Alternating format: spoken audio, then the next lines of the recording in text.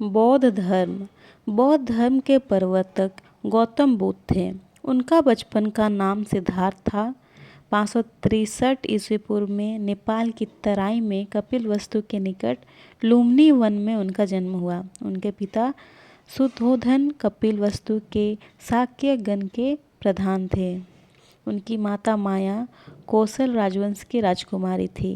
शैशव काल में माता की मृत्यु के बाद इनकी मौसी महाप्रजापति गौतमी ने उनका पालन पोषण किया।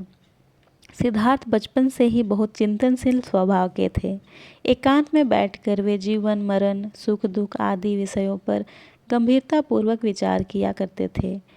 इस प्रकार शारीरिक जीवन से विगत होते हुए देख पिता ने 16 वर्ष की अल्पायु में उनका विवाह एक अत्यंत रूपवती राजकुमारी यशोधरा के साथ कर दिया।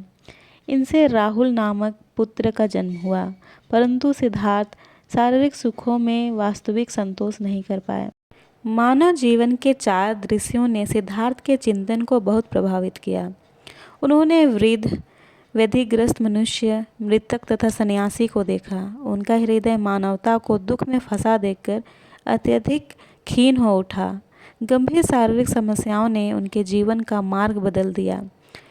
इन समस्याओं के समाधान के लिए 29 वर्ष की आयु में उन्होंने अपनी पत्नी और पुत्र राहुल को सोते छोड़कर गृह त्याग किया।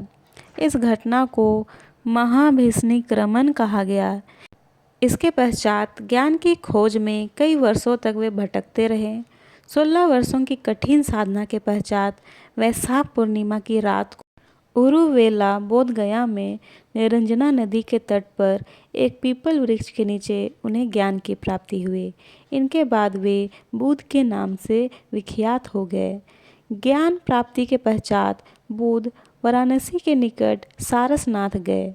यहाँ उन्होंने अपना प्रथम उपदेश दिया, जिसे धम्म चक्र परिवर्तन कहा गया।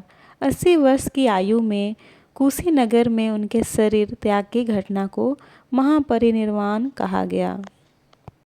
बौद्ध धर्म की शिक्षाएं। बुद्ध ने कहा कि संसार दुखमय है और लोग केवल इच्छा और लालसा के कारण दुख पाते हैं। यदि इन पर विजय प्राप्त कर ली जाए तो निर्वाण प्राप्त हो जाएगा। निर्वाण बौद्ध धर्म का परम लक्ष्य है। निर्वाण का अर्थ है दीपक का बुझ जाना अर्थात जन्म और मृत्यु के चक्र से मुक्ति अर्थात मोक्ष। गौतम बुद्ध ने दुख से छुटकारा पाने के 8 साधन बताए, जिसे अष्टांगिक मार्ग कहा जाता है। उनकी शिक्षा है कि न अत्यधिक विलास करना चाहिए, न अत्यधिक संन्यास। वे मध्यम मार्ग को उचित समझते थे। यज्ञीय कर्मकांडों तथा पशु बलि जैसी कुप्रथाओं का बुद्ध ने जमकर विरोध किया। वे मानव जाति में समानता लाना चाहते थे। उन्होंने जाति प्रथा, छुआछूत एवं अन्य भेदभाव को गलत बताया। उन्होंने अपने संघ का द्वार सभी जाति के लिए खोल दिया। उनकी धार्मिक दृष्टि उदार थी।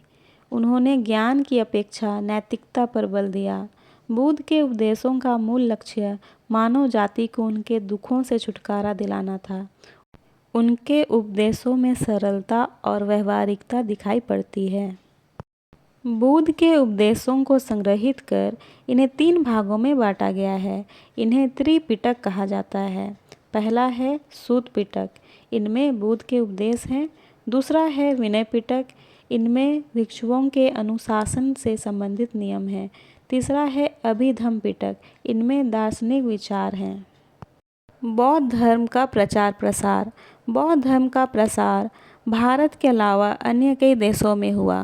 भारत के अनेक महान राजाओं ने इस धर्म को ग्रहण किया तथा अनेक प्रचार प्रसार में अपने राज्यों के साधनाओं को लगाया। ऐसे राजाओं में बिंबिसार, अजातशत्रु, कनिष्क, हर्षवर्धन आदि के नाम प्रमुख हैं। अशोक महान ने इस धर्म को अंतर्राष्ट्रीय पहचान दिलाई। चीन, जापान, कोरिया, श्रीलंका, दक्षिण पूर्व एशिया के कई देशों तक बौद्ध धर्म के अनुयायी बने। बौद्ध धर्म का प्रभाव भारतीय कला में दिखाई पड़ता है, जो आज सांची, सारनाथ के स्तूप अजंता की गुफाएं एवं उनकी चित्रकारियाँ तथा संग्रहालयों में सुरक्षित बौद्ध की मूर्तियों में देख सकते हैं।